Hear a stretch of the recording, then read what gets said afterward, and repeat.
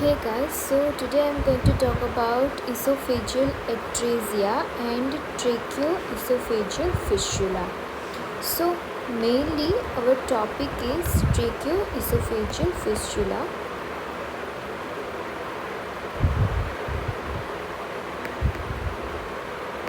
So let's start. So tracheoesophageal fistula means there is abnormal connection between the trachea and esophagus. There should be a membrane which separates the trachea and esophagus, but due to abnormal formation of the membrane, means generally it should be in the vertical direction, so trachea and esophagus can be separated properly. But if the membrane formation happens like in longitudinal direction or any deviation from the normal, that is, I think, the pathophysiology of this.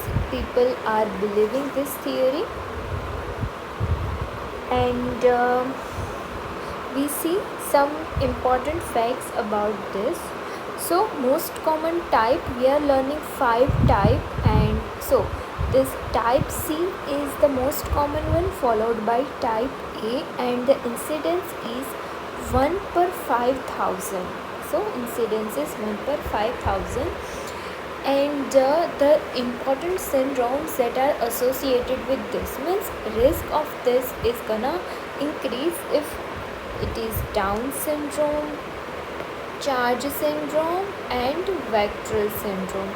So we are going to learn about this two, Charge and Vectral, and in 50% there will be polyhydramnios, because fetal can't able to swallow the amniotic fluid, so there will be polyhydramnios. Okay, so quickly learning about this two syndrome, Charge syndrome and Vectral. So first we see the Charge syndrome. So Charge syndrome is a congenital defect occurring in connective tissue. So C means coloboma of the eye, central nervous system anomaly. H means heart defect. A means atresia of Coena. R means retardation of growth. G means genital and or urinary defect, and E means ear abnormality or deafness. So you can see here this syndrome is generally about ear being abnormal, then eye abnormal, so coloboma of the eye, and atresia of Coena. So coloboma of the eye, ear abnormalities and deafness, atresia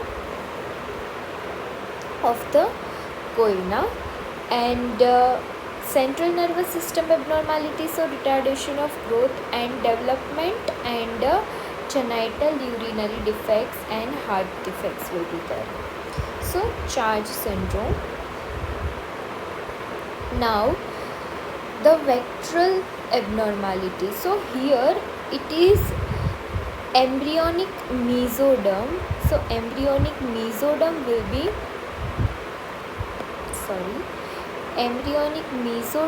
be abnormal, and that's why what will happen, all the structure forming from the mesoderm will be abnormal. So we know that mainly from mesoderm it is the vertebra, limb, and renal. These three structure we know. So right, vertebral anomalies, limb defect will be there, renal anomalies and cardiovascular abnormalities, and GI structure which you have to remember is tracheoesophageal fistula and anorectal abnormalities. Okay, so in both case heart defects will be common here, but here mainly the system, also urinary genital defect is also common. Here it's mainly the face, coloboma of the eye, ear abnormalities and atresia of Coena, and retardation of growth, central nervous system abnormalities. But here it will be mainly the mesodermal, so these symptoms will be there. and you can remember that cardiovascular are the most common one. So in this most common is VSD, we know, then PDA and then DOF. And single umbilical artery can also be associated with this, and risk factor is diabetic mother. Okay, so we have learned about the Child syndrome and vectoral one, and we know that it can polyhydramnios will be there in this, and Down syndrome is also associated. So now learning about the types. So type 1 is totally atresia, means esophagus, there will be total esophageal atresia will be there, but there is no connection with the trachea, only the esophageal atresia can be seen.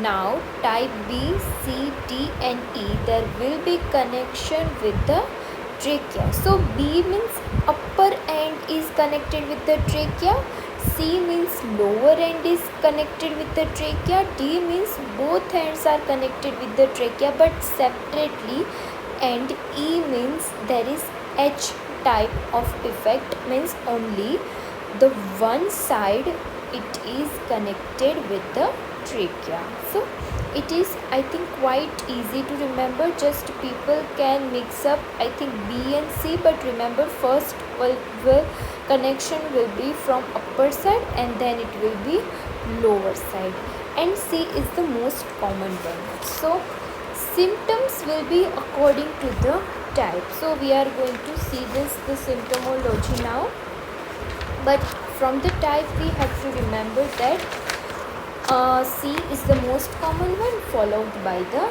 A type. Now, how will the patient present? So, presentation.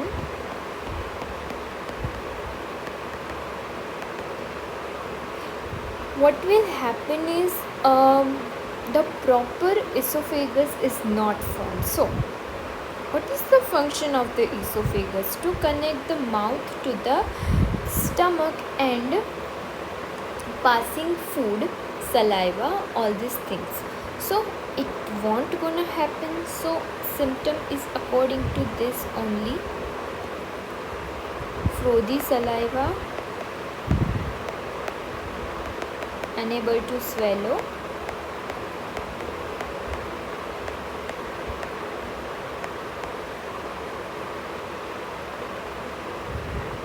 aspiration and regurgitation with each feed,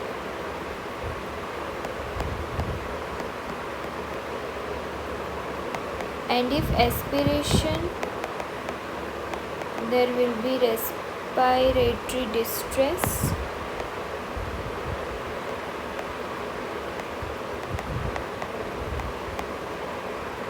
and abdominal distension will be there due to abnormal connection with trachea. Okay, so these two symptoms is due to the connection with trachea. In trachea, respiratory distress, and in esophagus, abdominal distension due to loss of gas. Now, in type E, the symptoms will be not there of frothy saliva and unable to swallow. So, the presentation will be late.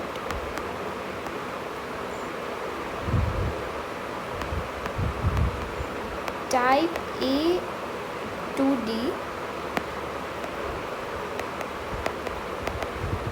right after birth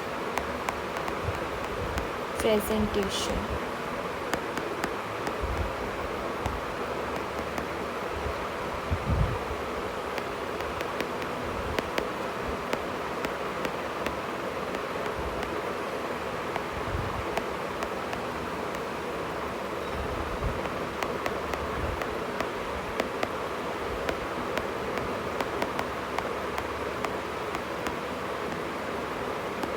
Now, what is the investigation? So, investigation of choice.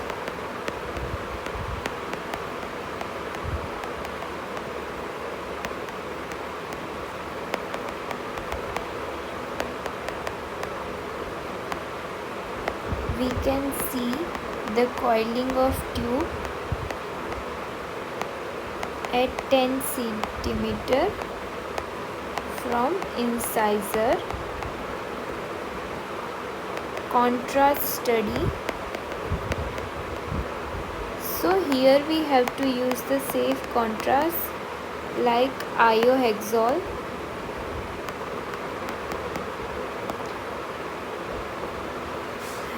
which is the least toxic one cause less osmolarity and water soluble, so most preferred. Gastrografin is water soluble but osmolarity is high, and barium sulfate water insoluble, increased abnormalities, so least preferred, and it mostly contraindicated, but it will give the best view, but it is toxic.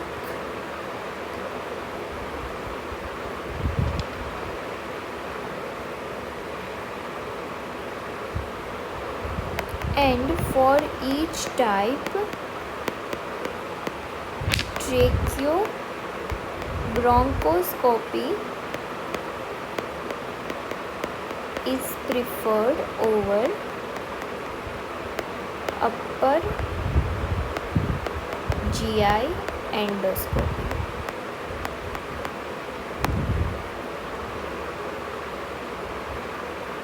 Okay, so it is in children, so mainly we will do all the procedure which are less invasive and less radiation exposure. So X-ray will do,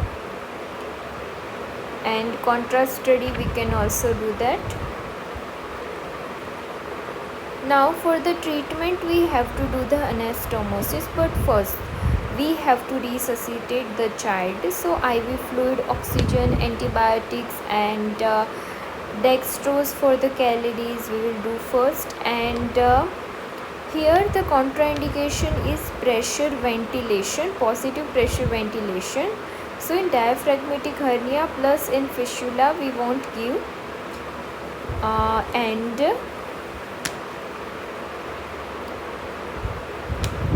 for the surgery we have to first see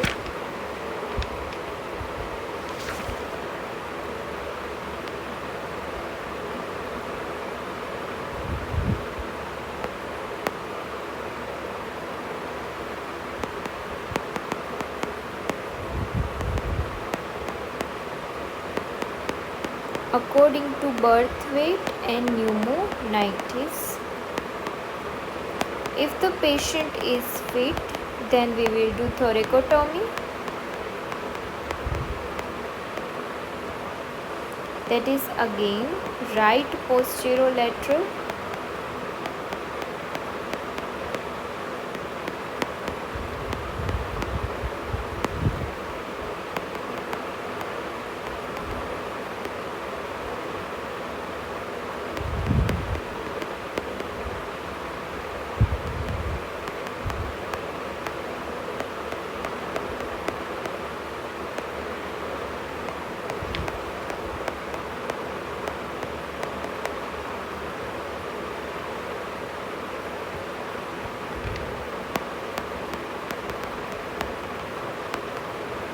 If the patient is unfit, then we will do tube gastrostomy.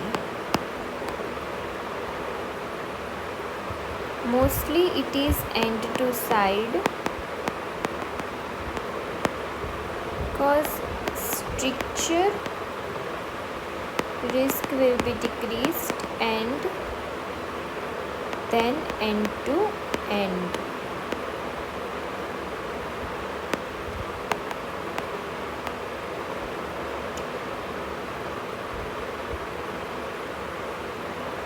Here one complication is azygous vein and phrenic nerve can get injured.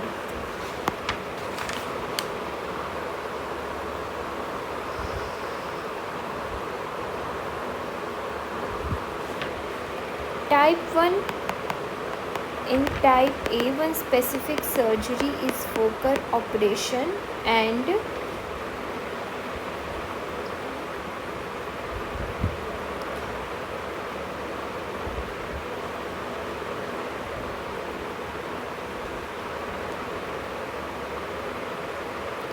late complication.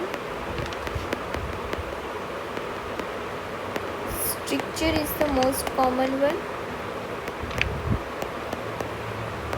GERD and motility disorder.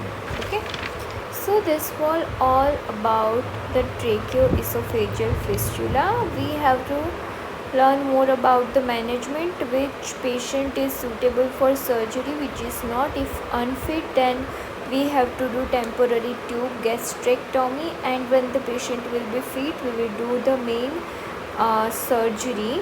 And in surgery we have to do the thoracotomy, but it will be right posterolateral, and here the fistula will be first ligated, then we will do cut, and we have to do the esophageal anastomosis, but end to side is more preferred due to less stricture risk, cause long term complication is formation of stricture if we do end to end anastomosis. And we have to learn one thing, that is there is azygous vein and phrenic nerve can get injured, and type A we can do the focal operation.